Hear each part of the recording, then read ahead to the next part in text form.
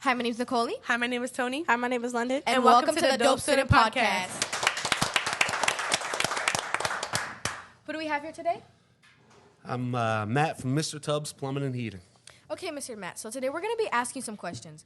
First question is, can you take us through your journey from working at a plumbing supply house to becoming the owner of Mr. Tubbs Plumbing? What inspired you to start your own plumbing company? So working at a plumbing supply house as a kid, I worked at one right over in Holmesburg, right over by Frankfurt and Rowan Street. And I realized quick, I started seeing, all these guys got mountain houses, they got shore houses, they're going to Florida a couple times a year. And that was it for me. I, started to see the money coming in, seeing these guys and how successful they were. And that was a big motivator for me to get into the industry myself. You mentioned that you started Mr. Tubbs Plumbing with almost no money left to your name. How did you navigate your challenges of starting businesses with limited resources? I got a good wife. I met a good woman. We started with nothing. And, we drained our bank account to buy a truck. We drove to 6th and Pike in North Philly, spent everything we had on a van, and then we just put one foot in front of the other, It's being in business and is surviving a lot of mistakes, especially financial mistakes. And you just keep one foot in front of the other. You stay positive, stay resilient, and, just keep on going. Don't let nobody stop you. As someone who didn't follow the traditional academic path, how did you experience as a D student and shape your approach to building and running a successful plumbing company? It's early on I realized college wasn't for me. I wasn't the best student. I had a tough time. I hung with some bad kids. I'm a proud product of the Philadelphia public school system myself. So, when I'm a 12-month-a-year student, so I went to summer school every year of my life. And I realized quick I better get a job, right? Nobody was paying for college. I didn't take my SATs. So I started roofing for 100 hours a day the Monday after I graduated. So the Monday after I graduated high school, I was up on a roof. And that was it. I started my life in the trades, and I did roofing for about a winter and a summer before I got into the plumbing industry. But I realized quick that nobody was going to give me nothing, and I had to go get it myself. And construction's where it's at, Construction's where you can make some big money quick and, early on. What motivated you to teach in the adult apprenticeship program, and how does your passion for promoting the trades influence your teaching? So I grew up, my parents actually met in a drug rehab. I grew up not so easy, had some empty Christmas trees growing up. So for me, I want to inspire other people to do the same. I want to inspire other people that didn't have it, didn't have nobody to help them along the way. Figure out a way to do it. And a way to do it is through the construction business, whether it be electric, plumbing, any of these trades. It's a way for somebody who's uneducated, as long as you got a good head on your shoulders and you're, an honest, trustworthy person, education doesn't matter as much. Reading, writing, and arithmetic aren't as important if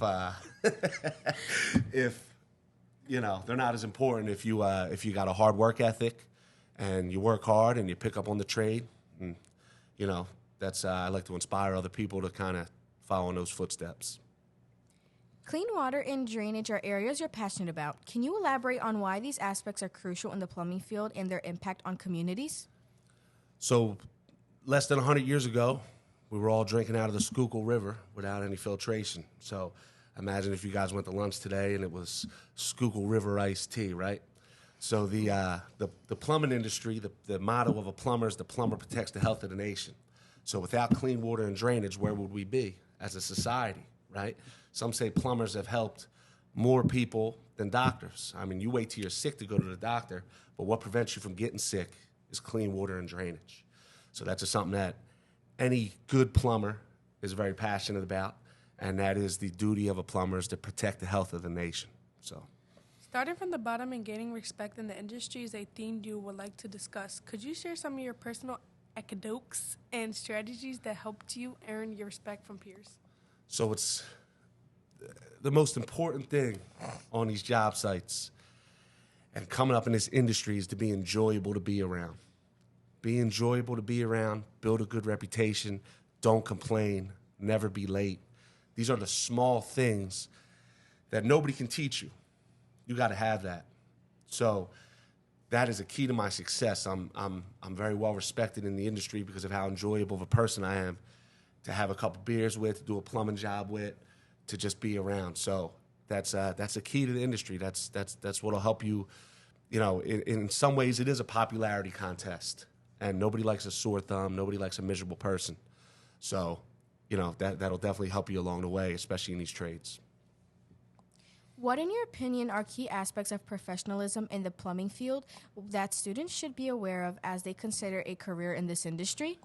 Well, first and foremost, you just need driver's licenses as soon as you can get them. That's very important to have your driver's license. Again, I said it in the last question, you have to be enjoyable to be around. That means a lot. It means a lot to a lot of people. Never being late, always being on time. The things that nobody can teach you. I can make you a plumber, but I can't make you a good person, right? That's on you. But between Mr. Jarrett and the guys you'll meet, the men and women you'll meet in the trade later, if you do pursue this path, we can make you a plumber. We can teach you how to glue PVC. We can teach you how to put PEX together. We can teach you all these things. But people can't teach you to be a good person, to be an honest person, to have integrity. Those are the things that you guys have to sort out on your way into the trade as kids. Those are, to me, the most important aspects.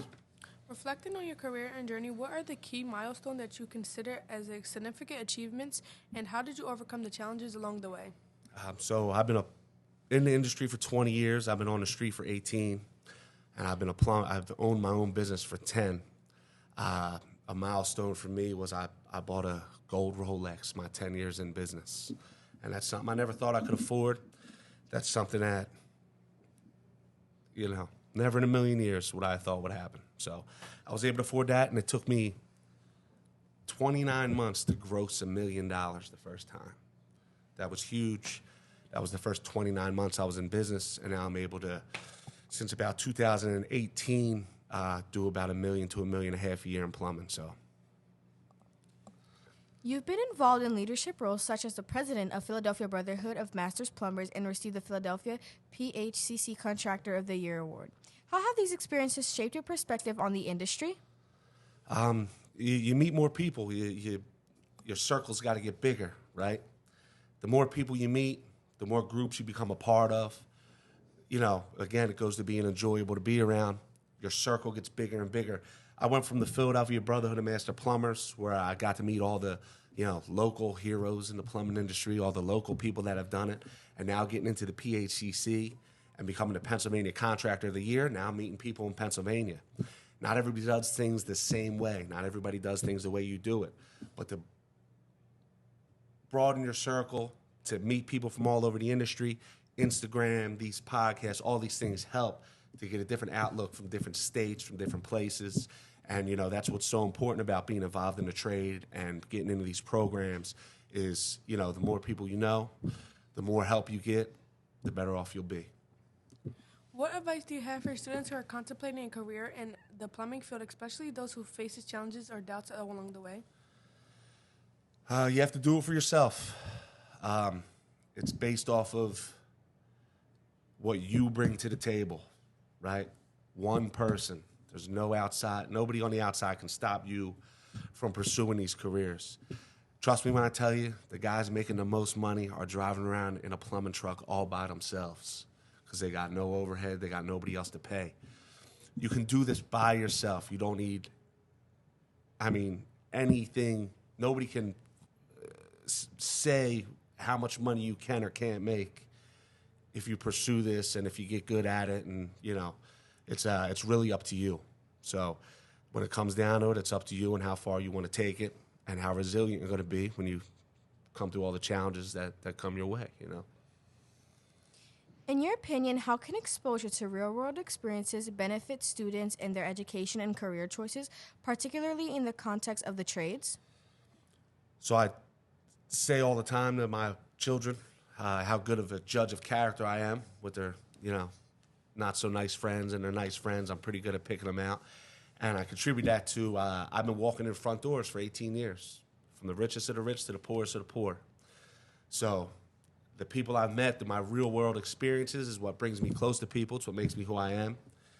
It's what makes you a good plumber. It's what makes you a good businessman. And I get those real world experiences from walking in front doors. Everybody, from the top to the bottom, I've been in their door. I've been in their homes. I've pulled their stoves out. I've seen, I've seen things in people's houses, that some things you wish you didn't see. But those are the experiences that I've gotten that make me who I am and give me the positive mindset that I have. Could you share a memorable experience or lesson you have learned from interacting with students, especially those who've gone to establish their own companies? So my first guy I put on the street myself was a young man named Rocco. He's my friend's little brother. I remember the day he was born. And I was a teenager, and he worked for me for 5 years, 6 years, and I was proud to see him go. I wear Rocco's plumbing shirt probably more than I wear my own shirts out in public because, really proud of that young man. And he's somebody who I put through my system at my job and taught him the way I wanted to teach him. I wish he would have stayed forever, so I had a good plumber, but I'm proud of him, and I love seeing his truck driving down the street. Last question for today is, on a lighter note, you mentioned your love for golf. How do you balance your passion for golf with the demands of running a successful plumbing business? So golf is one of those things that I've only recently gotten into, and when you become a father and a family man, or a mother and a family woman, you got to find some adult hobbies that keep you out of trouble, and there's no trouble on the golf course, and it's up to you. It's the same thing. It's your scorecard. Just like the plumbing industry. Your scorecard. You can cheat if you want. That's on you. Or you can play an honest game. You do the best you can. You pack it up. You go out for another day. So in a lot of ways it relates to what I'm doing.